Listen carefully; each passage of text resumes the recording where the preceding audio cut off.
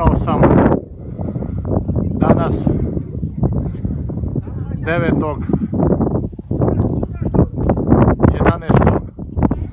po lokalnom vremenu 4 sata poslije podne ovdje, tako da se ne zaboravi. Ovo spada u 7 svjetskih čuda. Znači, ispunit ću među rijetkima na svijetu da sam bio na svih 7 svjetskih čuda, odnosno ovo je potvrda da sam bio i da mogu kazati svima onima koji će gledati, koji će slušati ovaj moj glas, ne baš najbolji, ali moram vam reći, dobro puše hladan vjetar iz Mongolije, ali tu je zid koji nas brani, koji nas štiti od svega.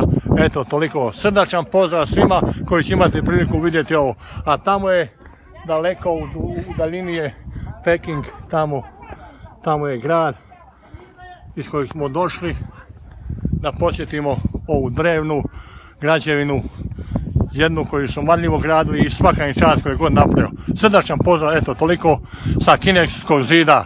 Mate Lončar.